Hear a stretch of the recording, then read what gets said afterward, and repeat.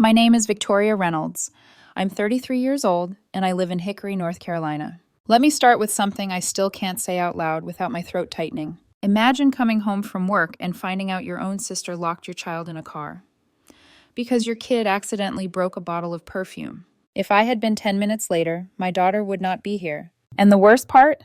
Before I could even decide how to respond, my grandmother told me to leave. Not because she was protecting them, because she was preparing to protect us. 3 years ago, my marriage ended the quiet way people don't believe in anymore. No affair, no screaming, no shattered plates. My ex-husband and I just stopped growing in the same direction. At the final meeting with the lawyer, I gave up the house, the savings, everything we'd stacked together like bricks. I only asked for one thing: full custody of my daughter, Lily. She was 7 then, bright-eyed. The kind of kid who says please even when she's mad. The kind of kid who believes adults mean what they say. After the divorce, Lily and I moved into a small rental apartment on the south side of town. Modest, tight, but clean, warm, and ours. I made routines our religion.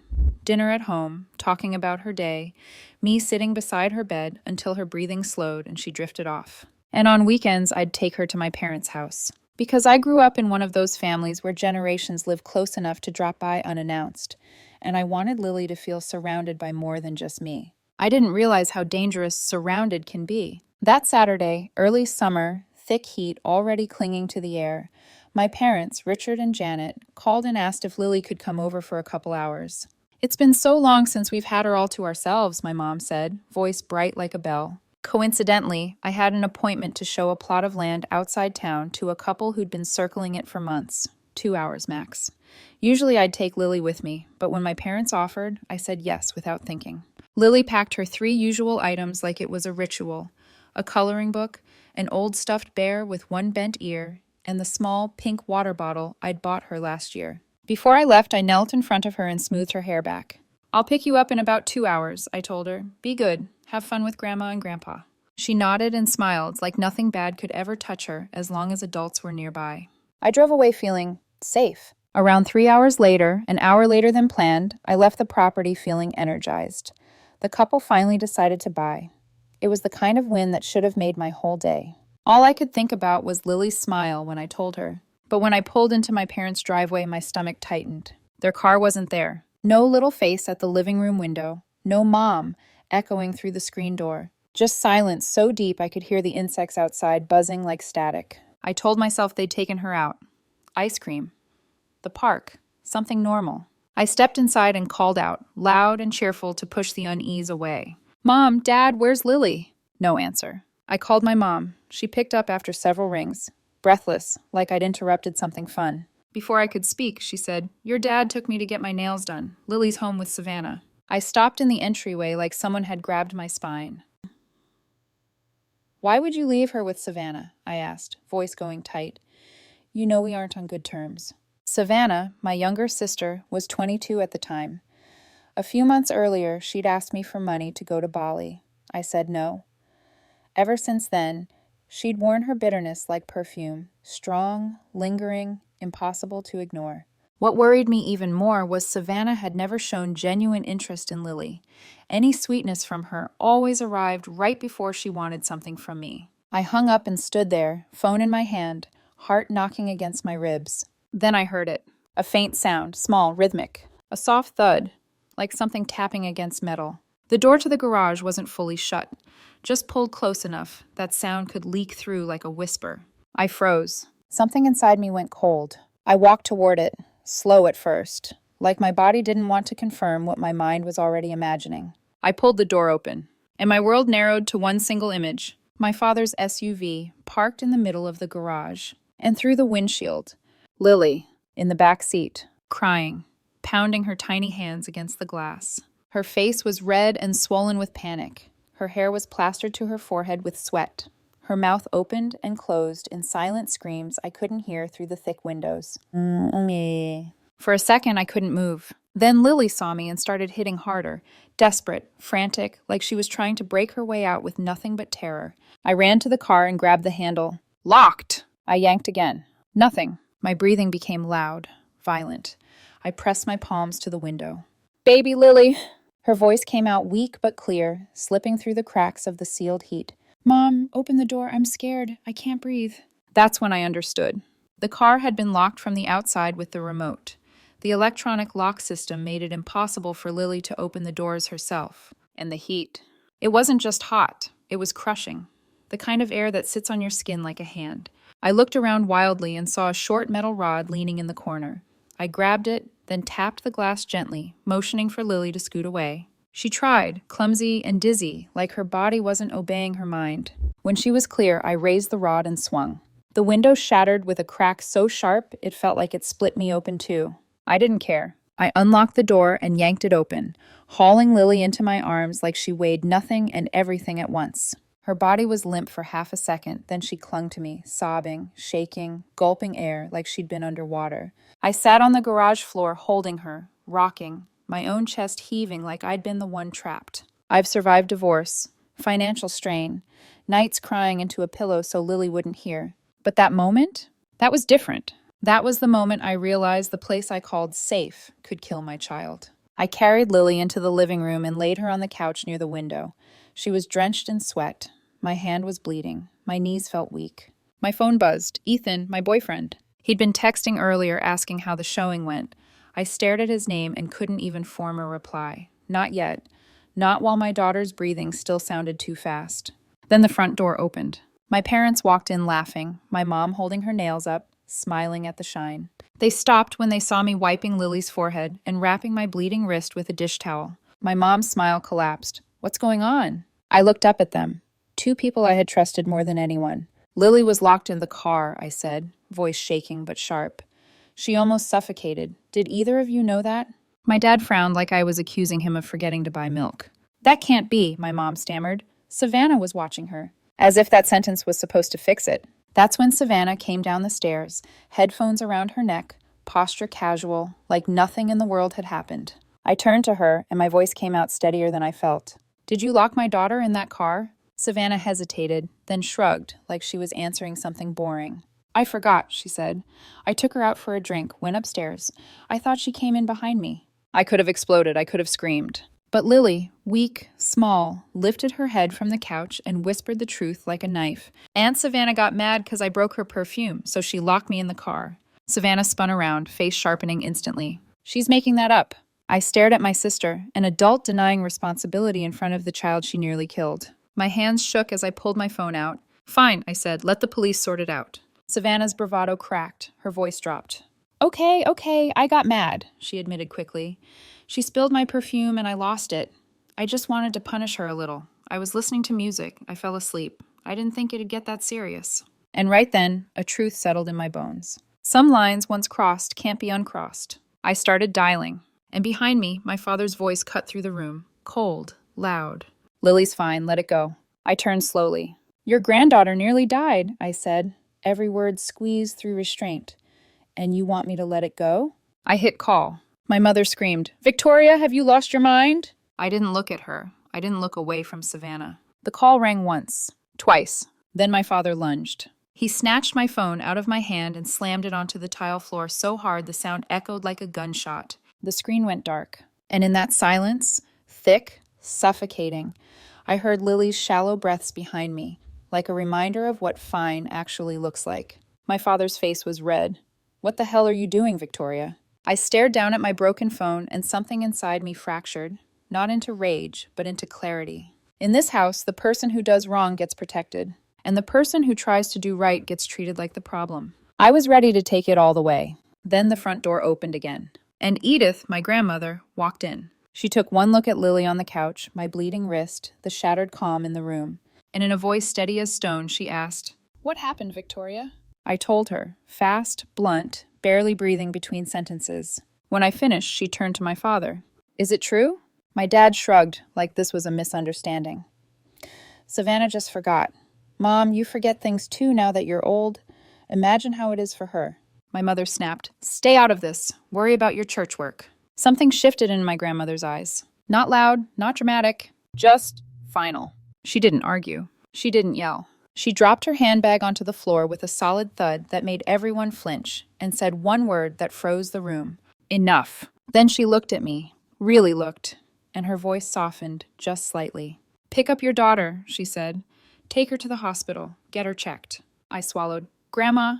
"Come back tomorrow morning," she continued, calm and unshaken. "I'll take care of the rest." I didn't know what she meant. I only knew I trusted her. So I lifted Lily into my arms and walked out of that house as calmly as I could. Behind me, no one followed. No one apologized. And as I stepped into the burning summer air, I had the terrifying certainty that when I came back, this family would not be the same.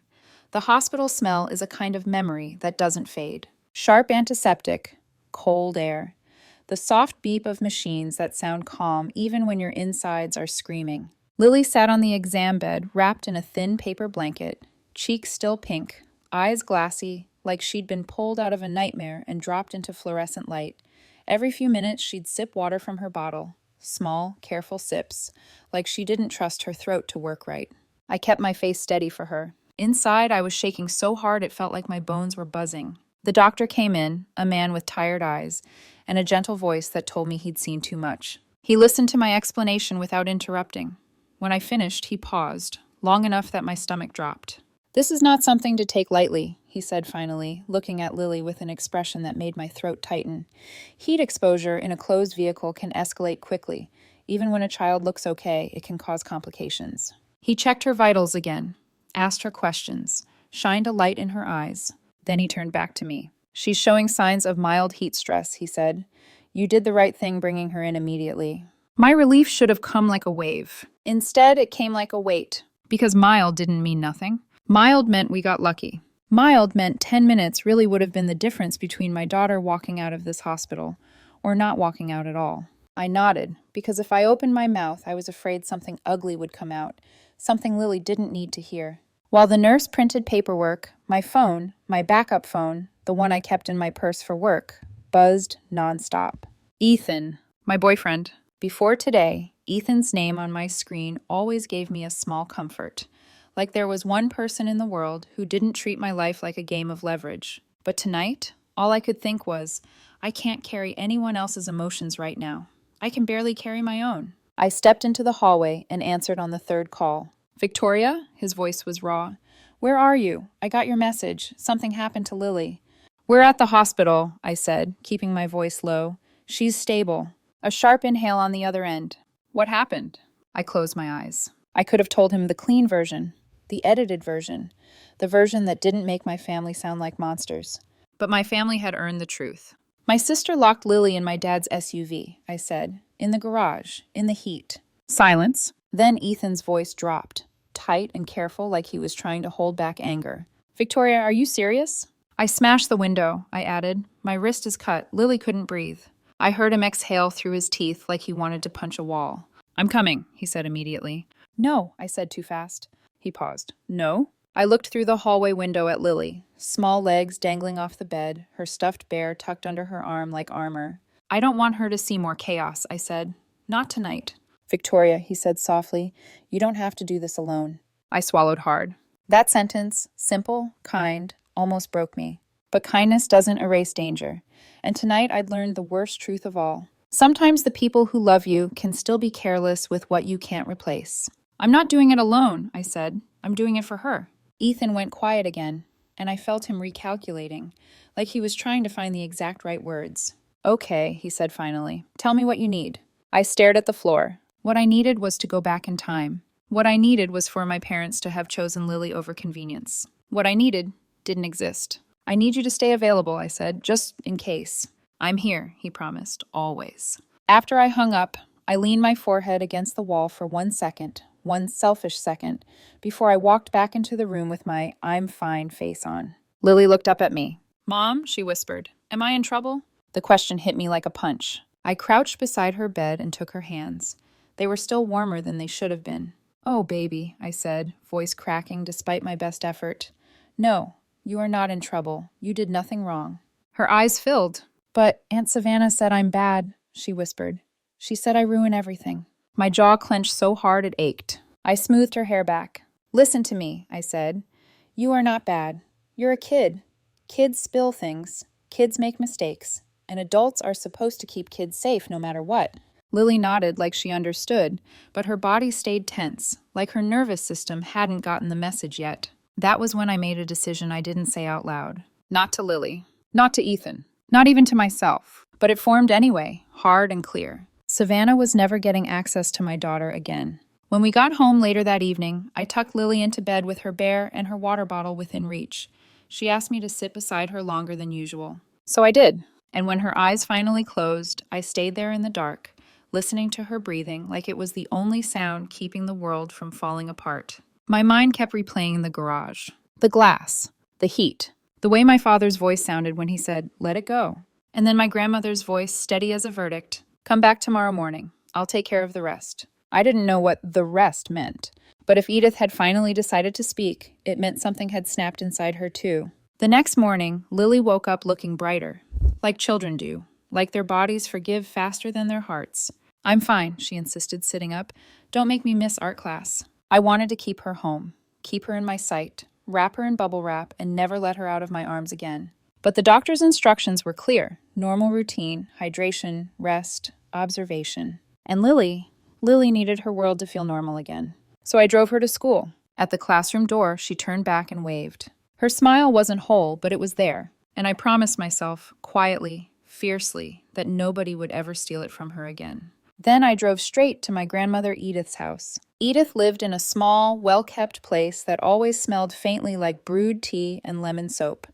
When I walked in, she was sitting at the dining table by the window, hands folded around a steaming mug like she'd been waiting for me.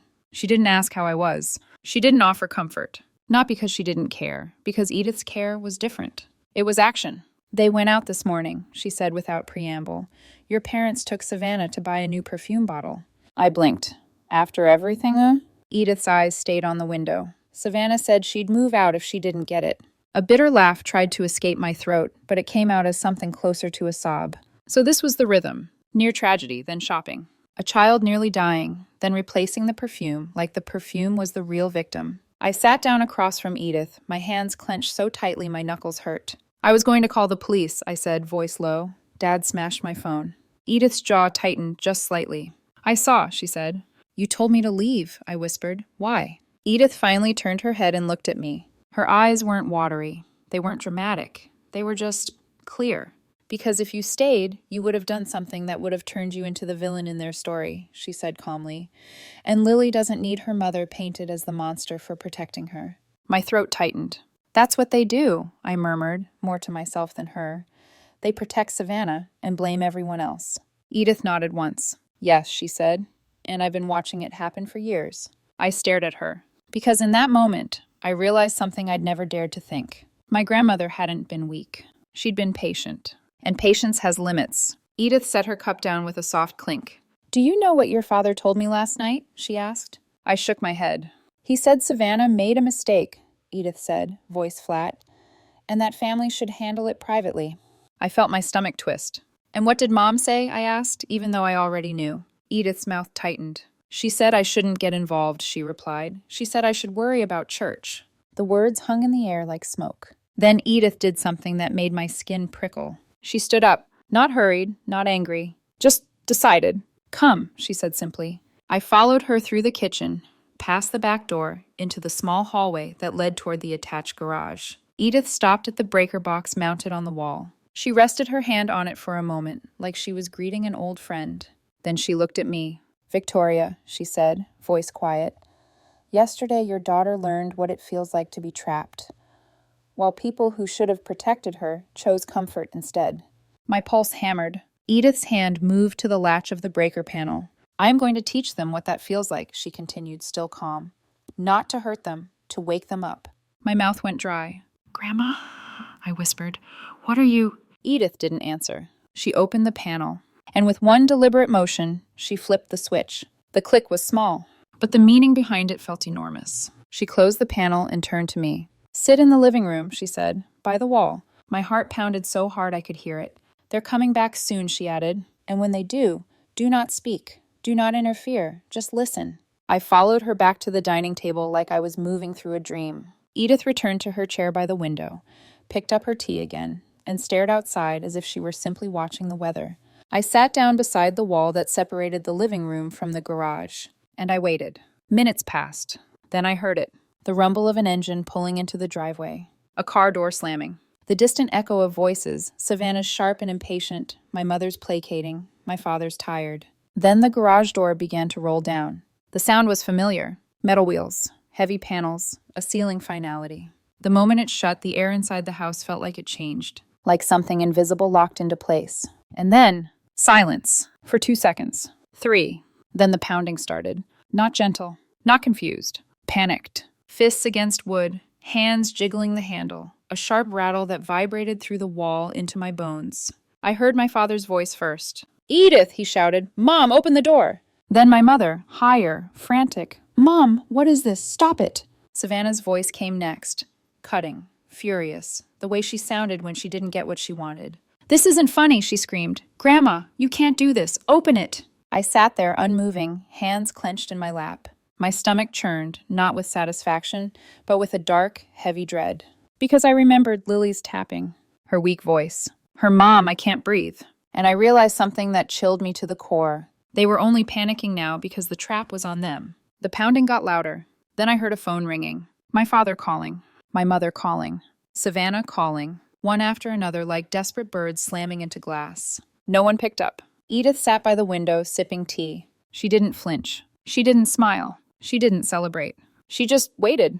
About 30 minutes later, tires crunched on the gravel outside. A police cruiser pulled into the driveway. 2 officers stepped out, calm, not rushed, wearing the weary expressions of men who'd seen too many family disasters disguised as private matters. Only then did Edith stand. She walked to the breaker box, and with the same slow control she'd used before, she flipped the switch back on. The garage door motor hummed to life. The door rolled open, and my parents and Savannah stumbled out drenched in sweat, clothes wrinkled, faces pale, no longer confident, no longer dismissive. Now they looked like people who'd finally met consequences. The officers spoke to Edith briefly outside. I couldn't hear every word, but I caught pieces. "No one injured. Homeowner. Be careful how long." Edith nodded politely, like she was being advised about overwatering plants. When the officers left, my father turned toward her, voice low but shaking. "You locked us in there," he said. "Didn't you?" Edith didn't blink. She answered with one word, soft in volume, lethal in meaning. "I forgot." My mother stepped forward, face red with anger. "Don't say that," she snapped. "You did it on purpose." Edith shrugged slightly. "Well," she said, calm as ever, "you all said I'm old, didn't you?" Savannah stepped up beside my father, wiping sweat off her forehead, eyes narrowed. She didn't apologize. She didn't reflect. She did what she always did, shift blame. "See?" she said to my parents with a sneer. "I told you she's been acting weird lately." I looked at Edith, and for the first time, I saw the truth clearly. My grandmother wasn't acting weird. She was acting awake. And then, a black SUV rolled slowly into the yard. A man in his 60s stepped out holding a leather briefcase. The family lawyer, Gerald Banks. My breath caught. Because lawyers don't come to houses for family talks. They come when something is about to change permanently. Gerald walked straight to Edith and said very little, just opened the briefcase and handed her a thick stack of papers. Edith placed them on the hood of the SUV and began signing. 1 page, then another. No hesitation. No trembling hand. My father stared like he was watching his life being rewritten in ink. When Edith finished, she closed the folder, handed it back to Gerald, and turned to face us. Her voice was clear, deliberate, unshaken. "Cancel the property transfer to Richard," she said. "Update the new beneficiary." My father's face drained. My mother's hand flew to her mouth. Savannah frowned, confused, suddenly realizing this was bigger than Perfume. Edith's eyes found mine for a split second, like a quiet promise. Then she said the words that made the whole yard go still. Lily Reynolds, protected under Victoria Reynolds as legal guardian. And in that moment, I understood. Edith wasn't just teaching them a lesson. She was drawing a line they could never step over again. No one spoke for several seconds after my grandmother's words settled into the air. Not because they didn't understand them, but because understanding meant accepting something irreversible had just happened. My father, Richard, stood frozen in the middle of the yard. His mouth opened slightly, then closed again, like his mind was reaching for a version of reality that no longer existed. What did you just say?" he asked finally. Gerald Banks, the family lawyer, cleared his throat gently. He didn't look at my father when he spoke. He didn't need to. "Mrs. Edith Reynolds has revoked the pending property transfer," he said calmly. The house and associated assets will remain under her ownership with future protection placed in a trust benefiting Lily Reynolds.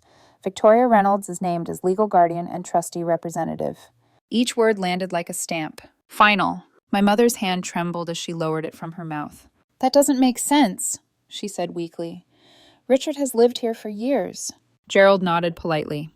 That's correct, but residency is not ownership. Savannah scoffed beside them, wiping sweat from her neck.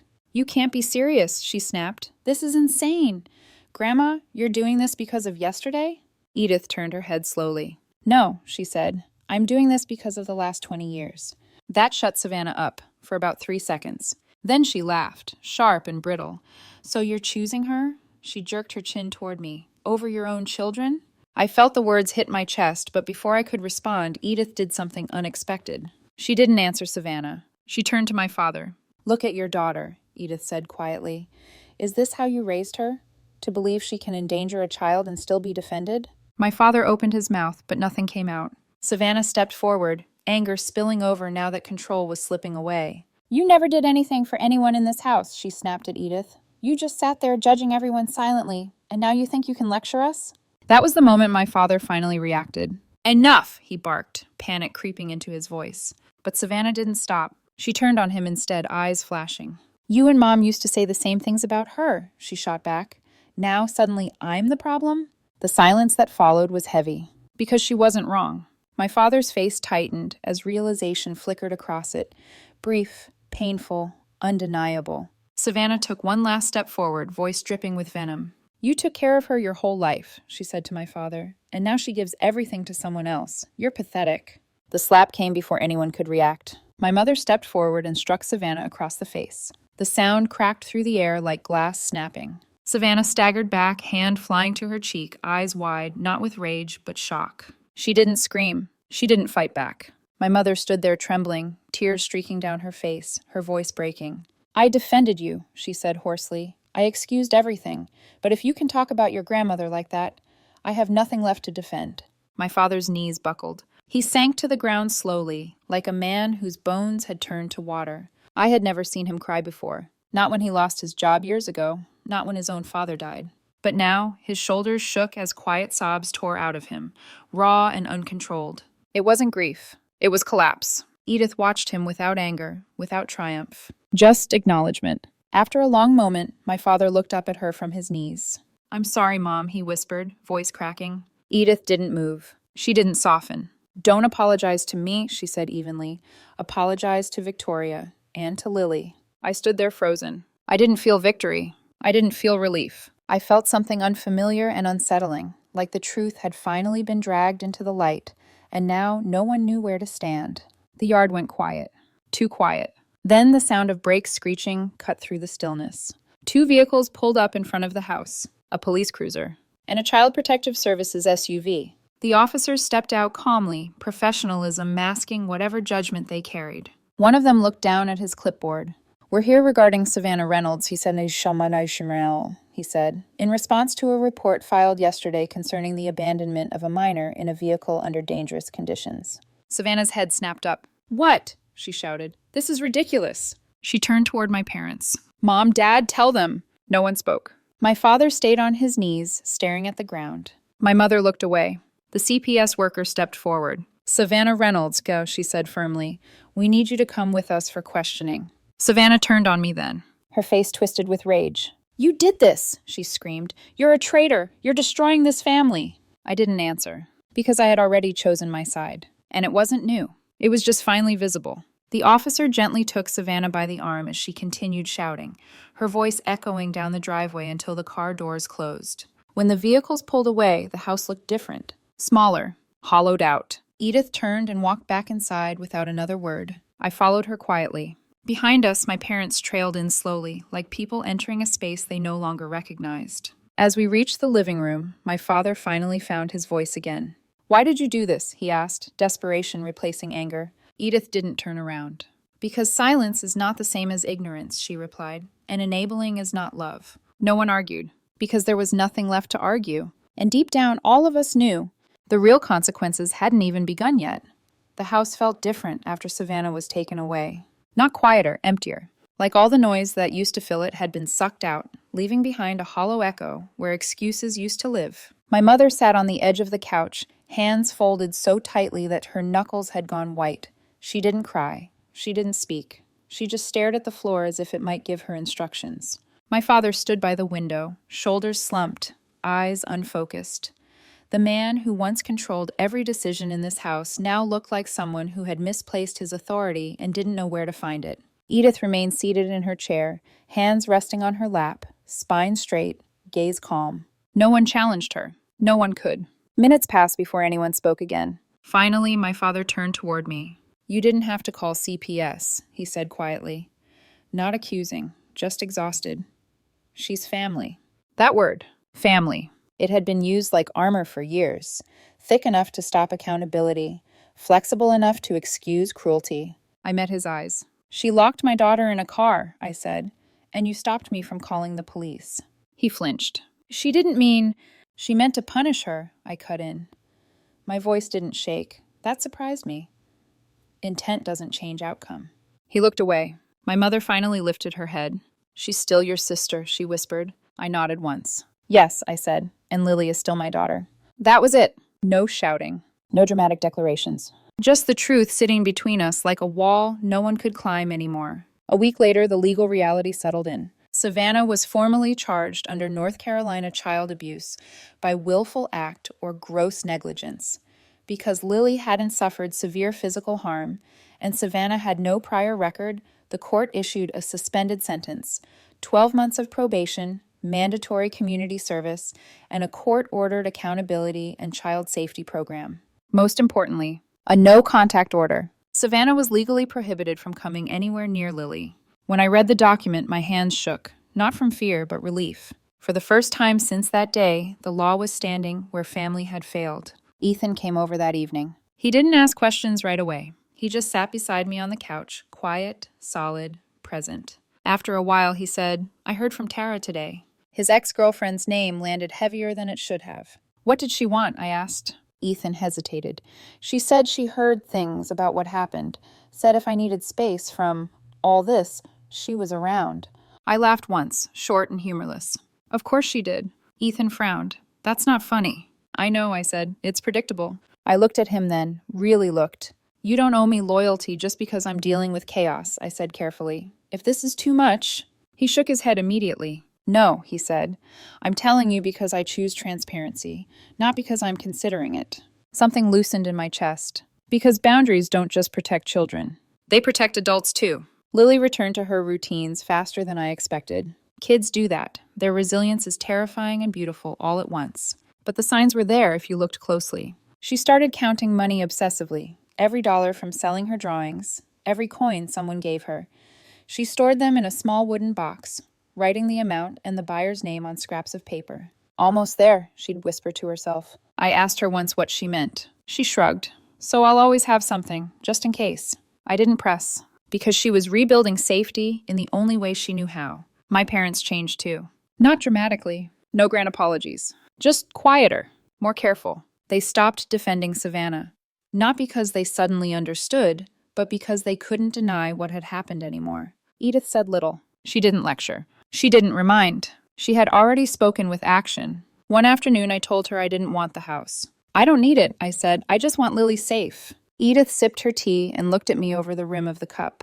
"It's mine," she said, "and I'll do with it what I want." That was the end of that conversation. Savannah entered therapy at a center about 40 minutes away. People called it treatment. I called it a safe pause. A place far enough away that no one felt obligated to protect the wrong person. And no one could force my daughter to face the woman who nearly killed her in the name of convenience. Yesterday marked exactly 1 year since that day. And yesterday was also the last day I sat beside my grandmother. She passed quietly in her sleep.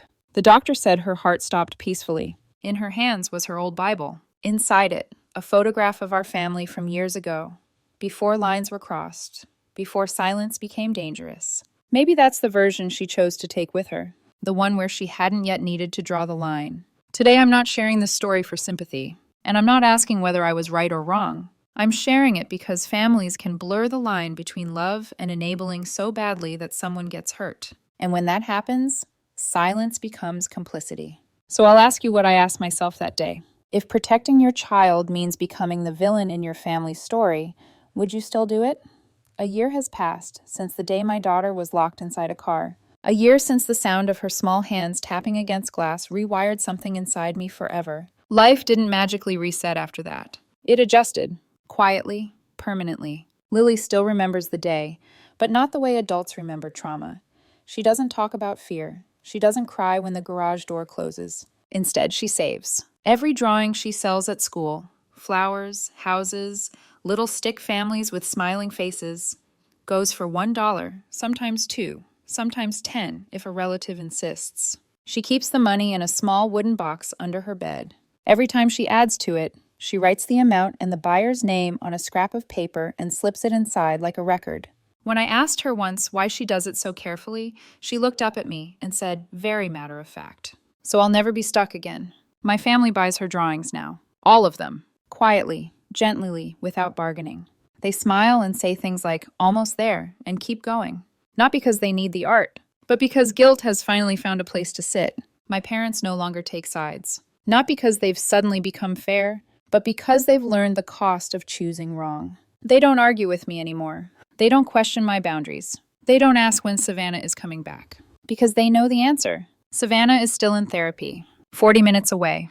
I don't call it recovery. I call it distance. Distance that keeps my daughter safe. Distance that stops the family reflex of excusing cruelty just to keep the table peaceful. Some people still ask me, quietly, cautiously, if I think I was too harsh. If calling CPS was too much. If families shouldn't handle things privately. I don't argue with them. I just ask one question in return. How much risk is acceptable when it isn't your child? That usually ends the conversation. Ethan is still here. Not because he had to be. Because he chose to be. His ex-girlfriend tried once more to insert herself into the cracks, suggesting I was too complicated, that maybe he deserved less drama. Ethan shut it down without asking me how I felt first. That mattered more than any speech. Because protection isn't loud. It's consistent. After everything settled, I told my grandmother I didn't want the house. I told her I didn't need it. She looked at me, took the last sip of her tea, and said something I'll never forget. "I'm not giving it to you. I'm protecting your daughter." And she did, right up until the end. Yesterday was the last time I sat beside her. We said goodbye after a long, quiet sleep. The doctor said her heart stopped peacefully. In her hands was her Bible. Tucked inside it was that old family photo, the one taken back when everyone still sat close, before excuses replaced responsibility. Maybe that's what she chose to carry with her. Not the anger, not the betrayal, but the memory of when love still meant protection. I didn't cry right away. I just sat there holding Lily's hand, feeling the weight of what Edith had done, not just for us, but for generations after. She didn't shout. She didn't threaten. She didn't beg anyone to understand. She simply drew the line everyone else was too afraid to draw. Today I'm not here to ask for sympathy, and I'm not here to prove I was right. I'm here to tell you this. Sometimes the most dangerous thing in a family isn't hatred. It's enabling. And if I had chosen silence that day, if I had let it go to keep the peace, I wouldn't be able to look my daughter in the eyes now. So I'll ask you the same question I had to answer. If protecting your child meant becoming the villain in your family's story, would you do it? Leave your thoughts in the comments. And if this story meant something to you, don't forget to subscribe. Thank you for listening.